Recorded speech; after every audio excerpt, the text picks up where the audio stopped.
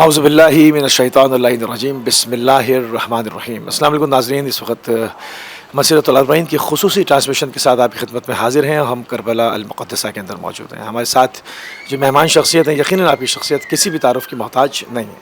ہمارے ساتھ موجود ہیں علامہ سید محمد سبزواری صاحب۔ قبلہ آپ کی خدمت میں سید الشہداء کا پرسہ پیش کریں گے، آپ کی خدمت میں سلام عرض کریں گے۔ بسم اللہ الرحمن الرحیم۔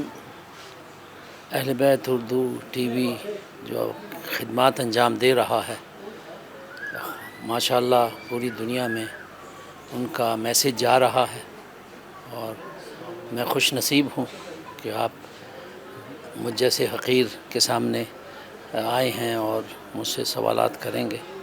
آپ کا بہت بہت شکریہ۔ یہ ایام عزا ہیں، اور اربعین کی جو فضیلت ہے اس کے بارے میں امام محمد باقر علیہ السلام کا ارشاد ہے کہ مومن کی چند چیزیں جو مومن کو اپنانی چاہیے، ان میں سے ایک 51 رکعت نماز ہے، اور دوسرے بسم اللہ کا بالجہر نماز میں زور سے پڑھنا، سجدے کے وقت جو ہے اپنا سر خاک پر رکھنا، اور زیارت اربعین کو جانا۔ تو زیارت اربعین جو ہے یہ مومن کی نشانیوں میں سے ایک نشانی ہے، اور وہ مومن جو یہاں کربلا آ سکتے ہیں یا آئے ہیں، ان کو بہت بڑا اجر و ثواب ملے گا۔ لیکن جو مومن نہیں آ سکتے، مثلا ان کی بھی تمنا ہے نہیں آ سکتے، لیکن امام ارشاد فرماتے ہیں اگر قبر حسین پر نہ پہنچ سکو، اگر کربلا نہ جا سکو، تو جہاں کہیں بھی آپ ہوں، زیر آسمان جا کر سید الشہداء کی قبر اقدس کی طرف رخ کر کے اگر آپ سلام پڑھیں گے تو خداوند عالم آپ کو وہی ثواب دے گا۔ سبحان اللہ، سبحان اللہ۔ تو اچھا قبلہ، اس کے اوپر بہت اجر و ثواب ہے، اور یقیناً امام حسین السلام کا جو کام ہے، جو سید الشہداء کی قربانی ہے، اس پر مجھے حیرت ہوتی ہے ایسے لوگوں پر جو اس کے ذیل میں جو احادیث ملتی ہیں، اقوال ملتے ہیں معصومین علیہ السلام سے، جو اجر و ثواب کا وعدہ کیا گیا کہ اتنے عمرے اتنے ہیں، جو لوگ اس کے اوپر حیرت زدہ باز ہوتے ہیں، تو مجھے ان لوگوں پر حیرت زدہ ہونے والوں پر حیرت ہوتی ہے کہ کیا ان کے پیش نگاہ امام حسین السلام کی قربانی نہیں ہے کہ خدا ان کے زوارین کو جو کچھ نہ دے وہ اس کی مرضی ہے، کیونکہ امام حسین السلام نے کام ایسا کیا۔ بے شک میں چونکہ وقت بہت تھوڑا ہے اور آپ کے پاس بھی وقت اتنا زیادہ نہیں ہے، پہلے میں ایک شعر پڑھ دوں اقبال کا، کہ جس میں اقبال فرماتے ہیں کہ اقبال لاہوری کہ حدیث عشق دباب است کربلا و دمشق، یک حسین رقم کرد دیگر زینب۔ سبحان اللہ۔ مشہور ہے، روایت میں ہے کہ جب یزید نے دیکھا کہ اس کی حکومت متزلزل ہو رہی ہے، تو اس نے یہ فیصلہ کیا کہ اب اہل بیت کے اس قافلے کو رہا کر دیا جائے۔ امام سجاد علیہ السلام نے آ کر پھوپھی اماں سے کہا کہ پھوپھی اماں ہمیں رہائی کی خبر ملی، تو بی بی نے یہ ارشاد فرمایا کہ بیٹا میں مدینے نہیں جاؤں گی، میں پہلے کربلا جاؤں گی، میں پہلے کربلا جاؤں گی۔ تو جو روایتوں میں آیا ہے اس میں یہ ہے کہ بعضے کہتے ہیں 1 سال کے بعد، بعضے کہتے ہیں نہیں 40 دن کے بعد۔ تو یہ جو کربلا میں سید الشہداء کی روز اربعین کی تاکید ہے، یہ سنت حضرت زینب سلام اللہ علیہ۔ تو بی بی نے اپنے حق کی آواز کو پورے رستے میں بیان کیا، دربار یزید میں بیان کیا، اور اس کے بعد جب یزید نے دیکھا کہ اب میری حکومت ان کے خطبوں سے متزلزل ہو رہی ہے، تو اس نے یہ فیصلہ کیا کہ اب ان کو رہا کر دو۔ اچھا، یزید خوفزدہ ہوا، اور تاریخ بتاتی ہے کہ اگر ہم تھوڑا سا اس ماحول کا تھوڑا سا ایک نفسیاتی جائزہ لیں، کسی انسان کے کوئی ایک موت ہو جائے تو بعض دفعہ انسان سکتے میں جاتا ہے، کبھی قوت گویائی کھو دیتا ہے، کبھی قدموں سے چل نہیں پاتا۔ یہ عموماً روزمرہ لوگ اس کو تجربہ کر سکتے ہیں، لوگوں کے ساتھ ہوتا رہتا ہے۔ ہم دیکھتے ہیں کہ کربلا میں پورا گھر جس کا مارا گیا ہو، نیزوں پہ جس کے سر آگے آگے چل رہے ہوں، اور شام میں پہنچیں، اور اس کے بعد ایک ایسا حاکم سامنے ہے، وہ غاصب ہی صحیح مگر ایک ایسا وحشت ناک درندہ جس کے لیے ایک انسانی جان کی کوئی ویلیو نہیں ہے۔ انسان اتنے صدمات اٹھا کر گفتگو کر نہیں سکتا. ہم دیکھتے ہیں کہ وہاں جا کے اور جس انداز میں اس کو خطاب کیا اور اس کے محل میں ہی اس کو لرزہ باندام کر دیا, تو یہ جو شخصیات تھیں وہیں سے معلوم ہو جاتا ہے کہ یہ کس ان کی کنیکٹیوٹی خدا کے ساتھ کس قدر مربوط ہے, کہ ان کا رابطہ الہی رابطہ کتنا مضبوط ہے. تو ان تمام چیزوں کو دیکھتے ہوئے اس وقت جیسے آپ نے کہا کہ وہ خوف زدہ ہوا, اس نے رہا کر دیا, یہ خوف ابھی بھی ختم نہیں ہوا. اب ہم دیکھتے ہیں کہ جو آج کل حکومتیں ہیں وہ مسجد الاربعین سے ڈر رہی ہیں, چاہے وہ ملک کے اندر مختلف قسم کے ایونٹ ہو جائیں اس کی تو اجازت دیتے ہیں, 40 واک پہ پابندیاں لگاتے ہیں, لوگوں کے جانے پہ پابندیاں لگاتے ہیں. کیوں خوف ہے؟ یا مین اسٹریم بہت بڑا جو میڈیا ہاؤسز ہیں, اتنا بڑا اجتماع ہو رہا ہے, دنیا کا سب سے بڑا اجتماع, اور اس کی کوریج جیسی ہونی چاہیے تھی وہ نہیں کرتے, تو اس کی کیا وجہ ہے؟ کیا خوف کیوں ہے آج بھی؟ یہ خوف کوئی آج کا خوف نہیں ہے, یہ خوف رسول اللہ صلی اللہ علیہ وسلم کے زمانے کا ہے. خود رسول اللہ صلی اللہ علیہ وسلم کے زمانے میں جو یہ سورہ منافقون نازل ہوئی, اس تفصیل میں نہیں جاتا, لیکن یہ حق و باطل کی جنگ وہاں سے شروع ہوئی ہے. اور یہ حق و باطل کی جنگ یعنی امام حسین علیہ السلام نے جو ارشاد فرمایا تھا مدینے سے نکلتے ہوئے کہ میں نہ کسی عہدے کے لیے جا رہا ہوں, نہ مجھے کسی یعنی بڑے رتبے کا میری خواہش ہے, میں اپنے نانا رسول اللہ صلی اللہ علیہ وسلم کی سنت کے احیاء کے لیے نکل رہا ہوں. تو سیرت رسول اللہ, میرے جد کی سیرت اور میرے بابا کی جو سیرت ہے اس کو میں زندہ کروں گا. تو امام حسین علیہ السلام نے اپنی بہن زینب سے سلام اللہ علیہا سے کہا کہ اے بہن تو میرے ساتھ چل.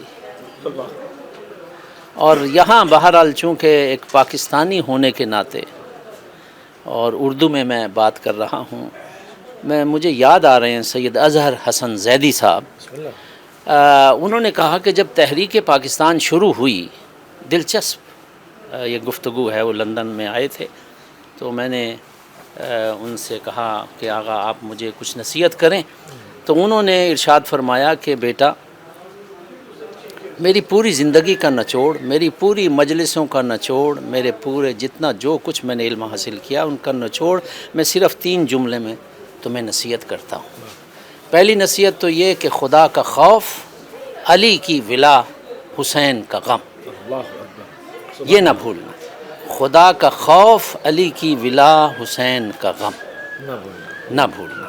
یہ میری 3 نصیحتیں ہیں. اور ایک واقعہ بیان کرتا ہوں, اور واقعہ یہ ہے کہ جب پاکستان مارز وجود میں آیا 1947 میں, تو تمام سنی شیعہ علماء کو GH کے اندر بلایا اور ان سے یہ کہا کہ دیکھیں آپ کوئی لچھے دار تقریریں یا کوئی بڑے بڑے بیانات نہ دیں, صرف مختصر اور مفید یہ بتائیں کہ پاکستان کی تحریک کیسے کامیاب ہوئی.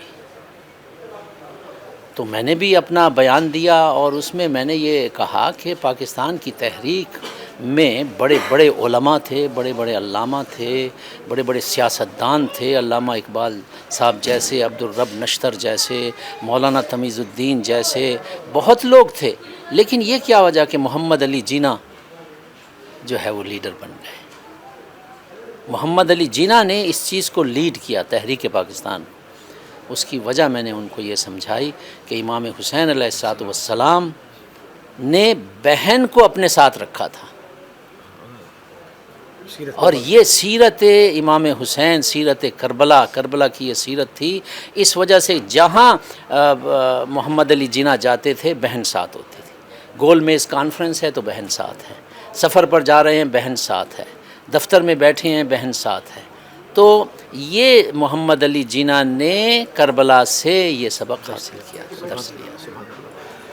تو قبلہ یعنی خوف یہ جو 40 کا ہے, تشیع کے اجتماعات کا ہے کہ اصل اسلام کا چہرہ کہیں پریزنٹ نہ ہو جائے, یہ پرانا خوف ہے, یہ پرانا خوف ہے, اور وہ نسلوں میں صلاحیت کر گیا ہے. اور پھر جناب زینب سلام اللہ علیہا نے جو دربار یزید میں, یزید اس ظالم کے سامنے جو ارشاد فرمایا تھا کہ اے یزید تو ہمارے ذکر کو کبھی مٹا نہیں سکتا.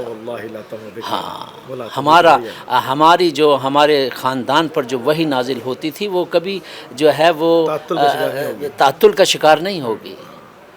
اور امام حسین علیہ السلام نے اپنی بہن کو ساتھ رکھ کر اور کربلا کے میدان میں روز عاشور یہ ارشاد فرمایا تھا کہ بہن میرا جو مشن تھا وہ میں تمام کر چکا، اب تیرا مشن شروع ہونے والا ہے۔ تو یہ یعنی میں خود اس بات کا شاہد ہوں 1974 73 یعنی بڑے وثوق کے ساتھ میں کہہ رہا ہوں جب میں طالب علم تھا تو اس وقت یہ مجمع نہیں ہوتا تھا اتنا، سینکڑوں کی تعداد میں ہو سکتا ہے، کچھ علماء ہوتے تھے، طلباء ہوتے تھے، یہ تو یعنی دن بدن یعنی بڑھتا چلا جا رہا۔ اچھا کیا میں اس کو اس سے تعبیر نہ کروں کہ عصر ظہور میں وعدہ ہے کہ خدا مستضعفین کو قوت دے گا؟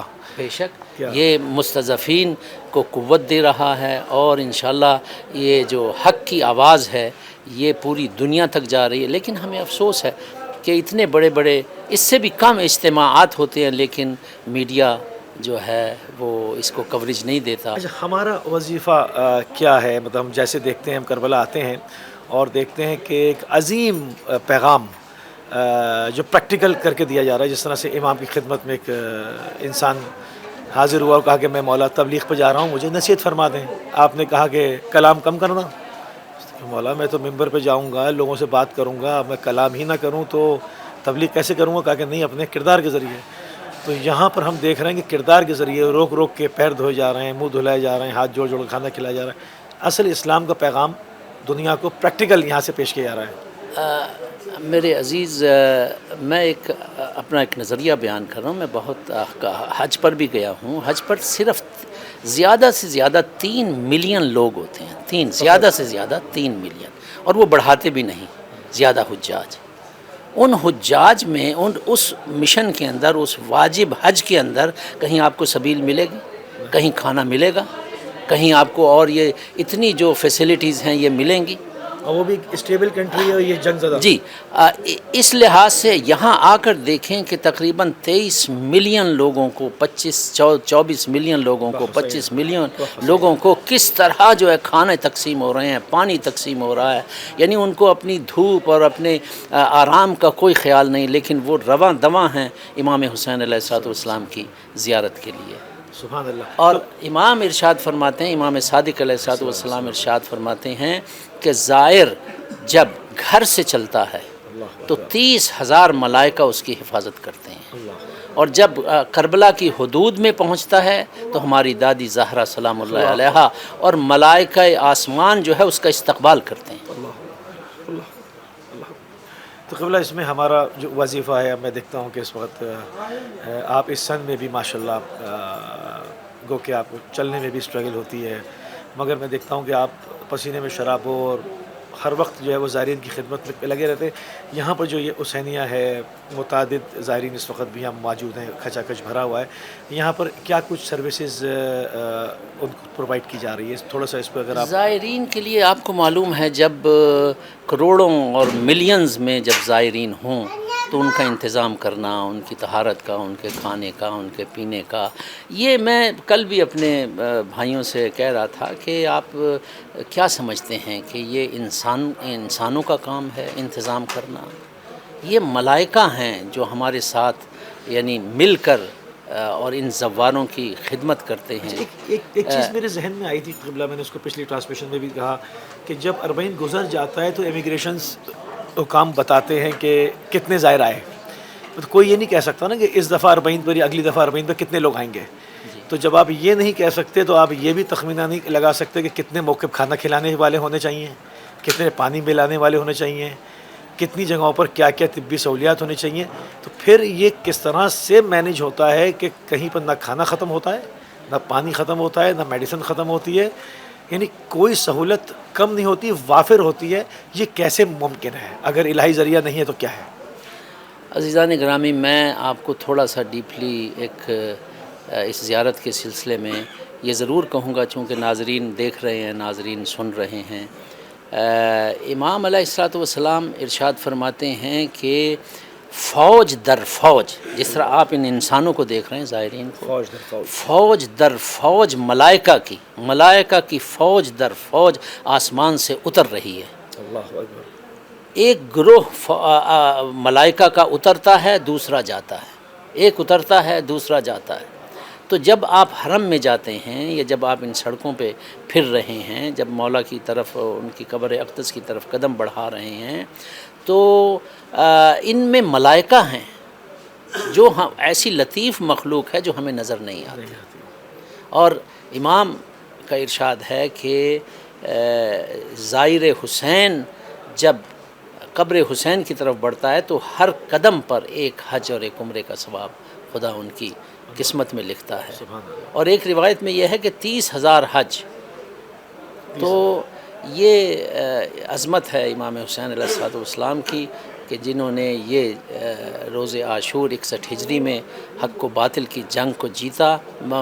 یزید یہ سمجھ رہا تھا کہ میں نے اپنا کام تمام کر دیا اور میں فاتح ہوں، ہاں میں جو ہے یہ ان کی تحریک دب جائے گی. تو امام حسین علیہ السلام کی تحریک تو نہیں دبی، وہ حق کی آواز دن بدن ہر سال بس سال جو ہے زیادہ سے زیادہ ہو رہی ہے. اور کربلا میمون گر زینب نبوت، خوبصورت شعر فارسی شاعر کا. ہاں. اچھا قبلہ یہاں پر تھوڑی سی میں آ جاتا ہوں امام العصر حسینیہ الپاکستانیہ کی طرف. آپ کی خدمات یہاں بہت پرانی ہے، کافی عرصے سے آپ جو ہے وہ مسلسل زائرین کی خدمت کر رہے ہیں، اور میں نے خود اپنی آنکھوں سے دیکھا کہ کس خلوص کے ساتھ مطلب ہر ایک کو جیسے کوئی عزیز ہو اس طرح سے آپ خدمت کرتے ہیں. کیا کیا سہولتیں ہیں، کیا کیا یہاں پر آپ سہولتیں دیتے ہیں لوگوں کو؟ عزیز گرامی، جب 2003 میں صدام ظالم ختم ہوا ہے لائن، تو اس وقت زائرین بہت کم آئے اس سال. اور صدام نے منسٹری آف اوقاف میں آپ جا کے پتہ کریں کہ اس کربلا کے اندر 110 کے قریب مساجد اور حسینیہ امام بارگاہیں گرائی ہیں. 110 ریکارڈڈ ہیں تقریباً. اور اس ہی میں ہمارا ایک حسینیہ پاکستانیہ بھی تھا جو کہ جھنگ کے سید صاحب تھے حیدر شاہ، انہوں نے یہ بنایا تھا. اس میں زائرین آتے تھے، قیام کرتے تھے، مجالس ہوتی تھیں. اس کو بھی گرا دیا. تو جب میں صدام کے فال کے بعد یہاں آیا تو میں نے وہ تمام کھنڈرات دیکھے اس حسینیے کے، اور عزم کیا، اپنے دوست احباب سے کہا کہ آئیں ہم مل کر اس کو بناتے ہیں. تو وہ حسینیہ جو ایک بہت پرانا حسینیہ تھا اس کو ہم نے دوبارہ اسٹیبلش کیا، اور وہاں بھی ہم نے 7 منزلیں بنائیں، اور اس میں زائرین آتے تھے. ان میں قیام، طعام اور ان کے سکن کا سارا بندوبست تھا. ایک فری کلینک تھی. لیکن جب حرم والوں نے صحن عقیلہ بنی ہاشم کی ایکسپینشن کے لیے پروگرام بنایا، تو اس تقریباً 6,000 اسکوائر میٹر میں جو بھی ہوٹل، جو بھی گلیاں، جو بھی مکان، جو کچھ آیا، ان سب کو افزانہ دے کے ان کو گرا کے انہوں نے نئی جگہ بنائی. تو ہم وہاں خدمات انجام دے رہے تھے. تقریباً 7 سال ہم نے خدمات انجام دی زائرین کے لیے. لیکن جب وہ گرایا گیا تو اس کے بعد پھر ہم اس وقت اگر آپ دیکھنا چاہیں تو دیکھ سکتے ہیں، اس وقت ہم اس حسینیے میں کرائے پر رہ رہے ہیں. اور ہمارا عزم ہے کہ انشاءاللہ مستقبل قریب میں مومنین اگر مدد فرمائیں تو انشاءاللہ ہم ایک اور حسینیہ پاکستانیہ. اچھا، اس کے علاوہ آپ انشاءاللہ اس کے علاوہ آپ نجف میں طبی سہولیات بھی فراہم کر رہے ہیں؟ ہاں، جب یہ حسینیہ بنا تھا تو اسی وقت ہم نے ایک پروجیکٹ جو ہے ایک حسینیہ امام العصر اور العصر میڈیکل کلینک جو ہے، فری کلینک جو ہے ہم نے نجف میں بنائی، اور اس کو 7 سال ہو گئے. وہ فری کلینک چل رہی ہے، حسینیہ ہے.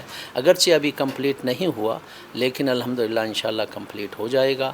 اور یہاں زائرین آتے ہیں، بالاخص وہ غریب زائرین جو ہوٹلوں میں افورڈ نہیں کر سکتے، یا جو طلبہ یعنی افورڈ نہیں کر سکتے، ان کے لیے ہمارا یہ جگہ حاضر ہے.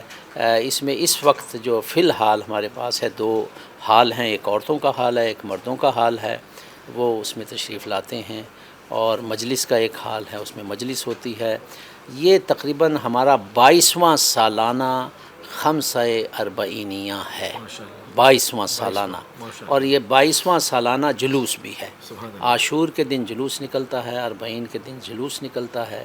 اور اس دفعہ چونکہ حرم کے انتظامات کے تحت ہوتے ہیں ہم، حرم جب اجازت دیتا ہے تب ہم جلوس نکالتے ہیں، تو انہوں نے اس دفعہ یہ 22واں سالانہ ہمارا جلوس جو ہے وہ رات کے وقت ہمیں اجازت دی ہے۔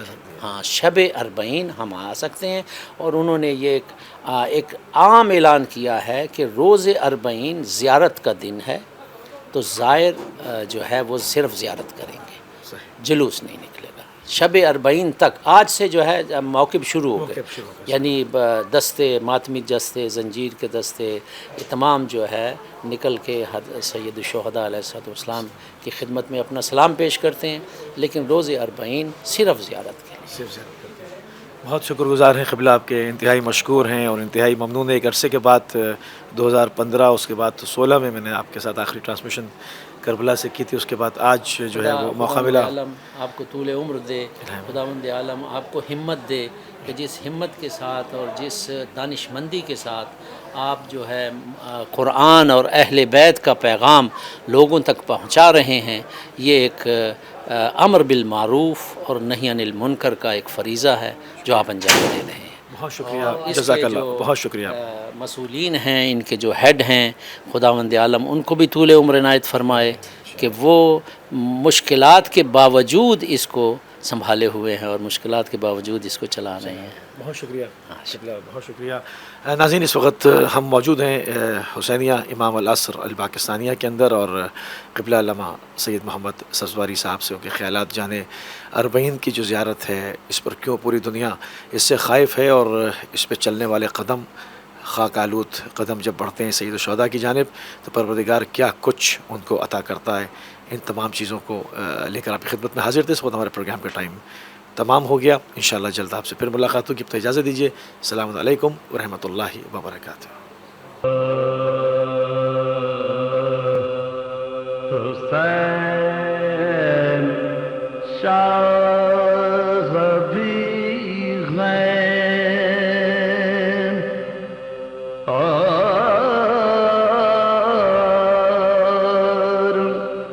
بادشاہ